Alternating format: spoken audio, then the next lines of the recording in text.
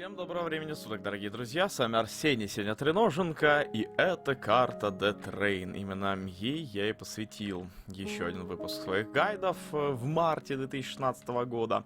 Конкретно я посвятил его человеку, который стоит на Б-пленте. Дело в том, что именно от него зависит львиная доля успеха как раз-таки на карте Death Train, потому что он здесь часто один, и как раз-таки ему, как никому, очень-очень тяжело. Ну, конечно же, желательно, чтобы у вас иногда хотя бы находился здесь какой-нибудь снайпер, который принимал вам, например, верхний выход. Потому что без него, одному уж очень тяжко принимать точку Б. Тем более, когда здесь добавили на новом трейне, опять же, в сравнении со старым, вот это вот окошко, через которое летит гранатки. И эти гранатки очень серьезно слепят.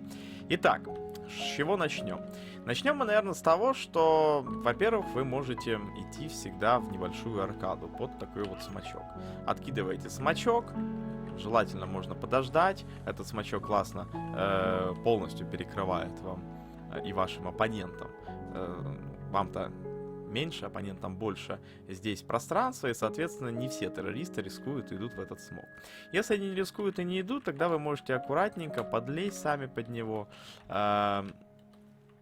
и немножко поиграть. Что значит поиграть? Значит, попрошивать, значит, откинуть хаешки и создать впечатление у террористов, что вы здесь находитесь. Соответственно, когда они будут занимать этот коннектор, они потратят какие-то гранаты. Что дальше? Дальше вы можете уходить. Естественно, уходить и прятаться. Или играть в закрытую, или, например, стать за этот ящик. Чем хорош этот ящик? Этот ящик хорош тем, что вы можете здесь неожиданно выходить и делать киллы. Но вам нужна граната, друзья. Граната желательно, чтобы летела от ваших тиммейтов. Тиммейт может залезть, например, на этот вагон и кидать в ответку вот такие вот банки террористам. Эти банки очень классные, они слепят абсолютно всех. И под эту гранату вы можете аркадить. Вариант 2. Если вы вдвоем, например, принимаете снова Б, тогда один у вас на вагоне, другой может лезть на лестницу. И точно так же вы залезли на лестницу, вы не палитесь, вы стоите вот в этой позиции, в какой-то момент вам тиммейт просто кидает вот эту гранату. И, естественно, все террористы, которые находятся в этой позиции, они будут слепыми. Но, опять же, потренируйте эту банку, потому что она должна залетать четко. Она должна четко залетать в это окошко. И она слепит здесь абсолютно всех. От нее никто не увернется, но только если террорист будет уже вот здесь находиться, он увидит ее и поймет. Ну, а так-то, естественно, можно под нее играть. Но! Я-то все это вел к тому, что вы здесь будете играть один. Если вы играете все-таки в большинстве случаев один, тогда можно, например, вот так вот играть на чек. Играть на чек, причем очень аккуратно, потому что здесь бывают очень такие неловкие моменты, когда вас просто убьют. Поэтому желательно вот так вот аккуратненько клавиатурой, слышите, как у меня клацает, влево-вправо делать стрейфики. Можно, конечно, поэкспериментировать и вот стать в такой вот, да, но это очень широкий. То есть, если террорист, например, с АВП вот так вот будет играть, то он вас, конечно же, убьет, скорее всего, вы не успеете уйти, потому что слишком широкий вот этот угол. Ну и, конечно, желательно все-таки играть на чек. Но не отчаивайтесь. Если у вас не получается так играть, тогда уходите в полностью закрытый глубокий дефенс, например, за собаку.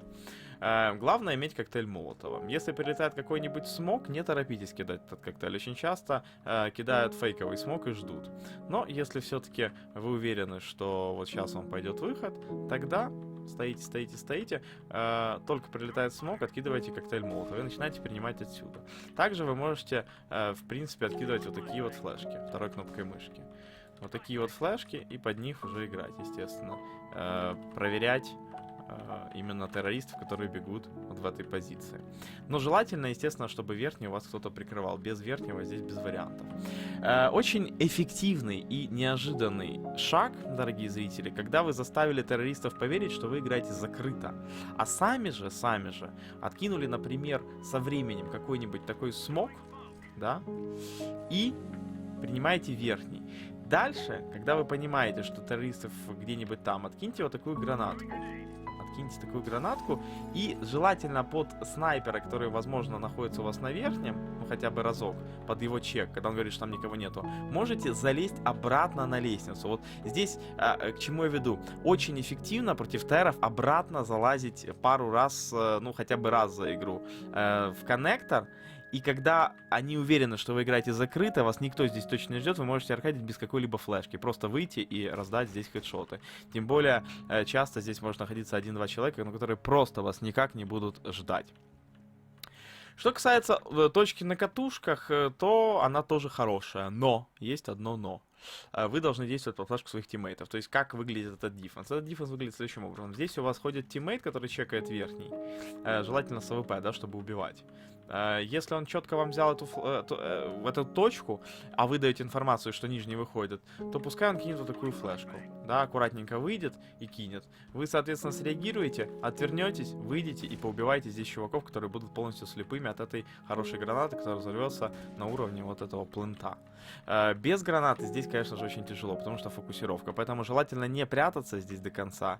Здесь желательно все-таки выходить на опережение. То есть словить такой момент, скажем так, полупозиции, что ли. То есть терры выходят, понимают, бегут, фокусируются, но в этот момент им нужно проверить несколько сразу позиций. Там причем тиммейт какой-нибудь засветился.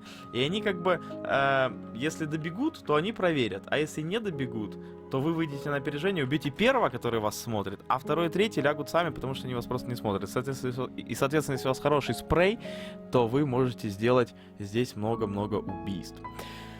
Вот такой вот гайд. Вот такой вот гайд. И самое главное, при отработке этого всего делайте это как можно чаще и смотрите, что у вас получается. То есть, если вы, условно говоря, 10 раз отыгрываете за этим вагоном и 7 раз у вас все классно, значит, вы наиграли эту точку хорошо. И точно так же наигрываете абсолютно разные всякие элементы и позиции. Например, игру на вагоне. Она, в принципе, не отличается ничем от игры за вагоном, но здесь можно откушать флешки, но, с другой стороны, здесь можно и убивать террористов, которые могут на стрельбу, к примеру, выходить.